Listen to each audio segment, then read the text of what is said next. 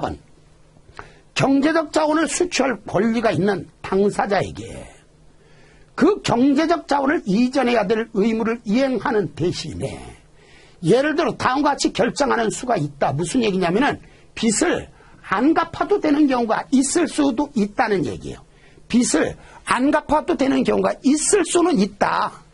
첫째, 의무를 면제받는 협상으로 의무를 이행한 경우, 의무를 제3자에게 이전하는 경우, 새로운 거래를 체결하여 경제적 자원을 이전할 의무를 다른 의무로 대체하는 경우하고 나는데 역시 기역, 니은, 디귿은 시험과 관련해서 중요한 내용은 아니고요. 5번 부채 세 번째 조건은 의무가 과거 사건의 결과로 존재하는 현재 의무라는 것이다. 과거 사건의 결과로 존재하는 현재 의무. 이때 1번에 현재 의무는 기업이 이미 경제적 효익을 얻었거나 뭐 예를 들어 상품을 사왔거나 돈을 빌려왔거나 서비스를 제공받았거나 이런 걸 말하는 거예요. 조치를 취했고 이미 사건이 벌어 액션 조치를 취했다는 얘기예요. 상품을 사오는 조치를 취했거나 돈을 빌려오는 조치를 취했거나 서비스를 제공받는 조치를 취했거나 그 결과로 기업이 이전하지 않아도 되었을 경제적 자원을 이전해야 되거나 무슨 얘기야? 상품만 안 사왔다면 외상으로 안 사왔다면 빚쟁이가 안 될 텐데 돈을 빌려오지 않았다면 빚쟁이가 안 될 텐데 이런 뜻이에요. 이전하지도 않았을 경제적 자원을 이전해야 하거나 사왔기 때문에 돈을 빌려왔기 때문에 이전해야 하거나 이전하게 될 수 있는 경우에만 과거 사건의 결과로 존재한다. 이미 사건이 벌어졌고 그로 인해서 현재 의무가 존재한다면 과거 사건의 결과로 현재 의무가 존재한다는 뜻입니다. 자, 기업이 얻은 경제적 효익의 예로는 재화나 용역이 포함될 수 있다. 뭐 상품을 사왔거나 서비스를 제공받았거나 이런 게 경제적 효익의 예란 얘기예요. 기업이 취한 조치의 예는 특정 사업을 운영하거나 했는데 요건 그냥 읽으시면 돼요. 여기는 시험과 관련한 내용은 아니에요. 그러니까 여기는 표현 기업이 얻은 경제적 효익의 예는 재화나 용역이 포함될 수 있다. 역시 여기도 예가 시험에 나올 만한 내용은 아닌데 바로 이것 때문에 일본을 부연 설명하기 위해서 책에 써놓은 거니까 그냥 참고만 하시면 됩니다. 3번도 우리 시험에 나올 가능성은 높지는 않아요. 그러나 한번 읽어볼 것 같으면 새로운 법률이 제정되는 경우 그 법률 적용으로 경제적 효익을 얻게 되거나 조치를 취한 결과로 기업이 이전하지 않아도 되었을 경제적 자원을 이전해야 되거나 이전하게 될 수 있는 경우에만 현재 의무가 발생한다. 뭔 얘기냐? 그러한 법이 안 생겼다면 갚아야 할 의무가 없을 텐데 법이 생겼기 때문에 의무가 생겼다면 그것도 갚아야 된다는 얘기예요. 이 정도로만 기억하셔도 될 것이고 뒤에 있는 거 역시 안 봐도 상관은 없습니다. 제가 보라고 한 것만 반복해서 읽으시면 돼요. 4번에 보니까 기업이 이전하지 않아도 되었을 경제적 자원을 이전하도록 요구받거나 요구받을 수 있게 하는 경제적 효익의 수치나 조치가 없는 경우 경제적 효익의 수치나 조치가 없는 경우 이미 사건이 벌어지지 않았다면은 경제적 자원을 이전해야 될 의무가 없다. 당연하죠? 예를 들어 기업이 종업원의 용역을 제공받는 대가로 종업원에게 급여를 지급하는 계약을 체결한 경우 자, 종업원에게 급여를 지급할 계약을 체결했습니다. 근데 전제 조건은 뭐예요? 종업원의 용역을 제공받는 대가로 급여를 지급하는 계약을 체결했어요. 그런데 계약서 썼는데 이놈의 직원이 출근을 안 하네? 와서 일을 안 하네요? 급여를 지급해야 될 의무가 있어요, 없어요? 출근 안 했잖아요. 급여 지급할 의무가 없는 거죠. 기업은 종업원의 용역을 제공받을 때까지 급여를 지급해야 될 현재 의무가 없다.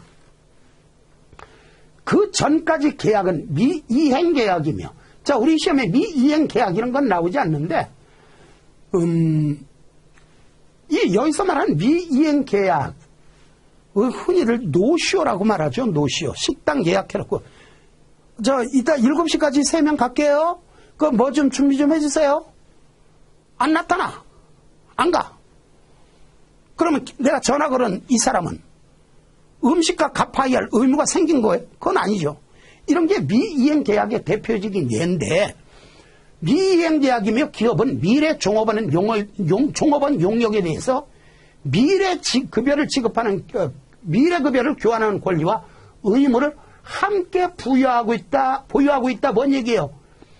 권리도 일을 해달라고 권리를 주장할 수 있고, 일을 해야만 의무를 이행해야 된다는 거지요. 그러니까 결론은 4번은 여기서부터 여기까지 기억하셔야 돼요. 시험에는 객관식 문제로 출제가 될 때는 여기까지 한 문항 구성할 수 있고요. 그렇죠? 기업이 이전하지 않아도 내가 쓸 경제적 자원을 이전하도록 요구받거나 요구받을 수 있게 하는 경제교육의 수치나 조치가 아직 없는 경우 기업은 경제적 자원을 이전해야 될 현재 의무가 있다, 이런 식으로 장난 놓는 거죠. 또는 뒤에 있는 거 가지고 뭐라고 하는가? 기업이 종업원의 용역을 제공받는 대가로 종업원에게 급여를 지급하는 계약을 체결한 경우 기업은 종업원의 용역을 제공받지 않아도 급여를 지급해야 될 현재 의무가 있다, 이런 식으로 장난 놓을 수 있다는 거죠. 자, 계속해서 부채의 예. 부채는 한마디로 남한테 갚아야 할 빚이에요. 예를 들어서 차입금. 차입금 뭐냐? 남한테 빌려온 돈이야. 빌려온 돈 차입금. 돈을 빌려왔다 차입금. 빌려온 돈 차입금. 차입금은 빌려온 돈. 돈 빌려왔으면 어떻게 해? 나중에 갚아야 될 의무가 있는 거죠. 부채라는 얘기입니다. 외상매입금. 일반적인 상거래에서 뭐예요? 주된 영업활동의 결과니까 상품 사오고 원재료 사오고 이런 걸 말하는 거예요. 일반적인 상거래에서 발생한 외상채무. 상품이나 원재료를 외상으로 사왔을 때 외상매입금 이렇게 쓰란 얘기예요. 즉 상품이나 원재료를 외상으로 매입한 경우에 발생한 채무. 지급어음이라고 나왔네. 일반적인 상거래에서 발생하는 어음상의 채무, 뭔 얘기냐? 내가 누군가한테 약속어음이라는 걸 발행해 줬다라고 쳐요.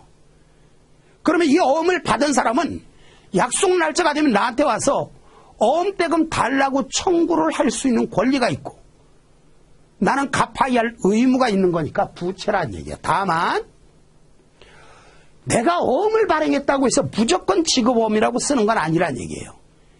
지급어음이라고 쓰기 위해서는 반드시 일반적인 상거래 때문에, 즉 상품이나 원재료 같은 걸 사오고 어음을 발행했기 때문에 그때만 지급어음이란 용어를 쓸 수 있다.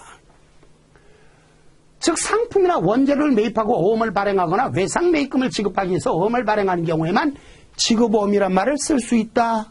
그랬더니 여기서 갑자기 궁금해하는 분이 계시네요.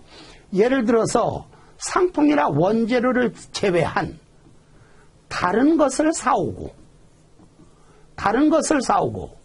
어음 발행했을 때, 또는 내가 누군가한테 돈을 빌려오면서 차용증서 대신 돈을 차입을 하면서 차용증서 대신에 어음을 발행했을 때 이때는 지급어음이라고 안 씁니까? 네, 안 써요.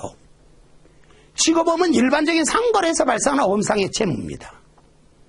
아니 그러면 이런 경우에는 뭐라고 회계 처리하나요? 라고 묻는다면은 이런 것들은요 회계 처리 대상이 아닙니다. 뒤에서 여러분들한테 거래라는 표현을 설명드릴 거예요. 거래. 재산의 변동이 일어난 것만 거래다라고 말한 건데, 다른 걸 사오고 어음을 발행했다. 뭔 얘기냐? 상대가 돈을 안 갚을까 봐 불안하니까 이건 담보를 내가 제공한 거. 담보. 회계상에서는 담보를 주거나 받는 건 재산의 변동을 초래하지 않습니다. 재산의 변동을 초래하지 않는 건 회계 처리 대상이 아닙니다. 자, 매입 채무라고 나왔네요. 원칙적으로 매입 채무는 외상 매입금과 지급보험을 더한 겁니다. 하지만 여러분들은 그냥 이렇게만 기억하면 된다 그랬어요. 상품을 외상으로 사오면 외상 매입금, 상품을 사오고 어음을 발행했다 지급어음, 외상 매입금이나 지급어음 대신에 매입 채무라고 써도 된다. 이 정도로 이해하시면 되겠습니다.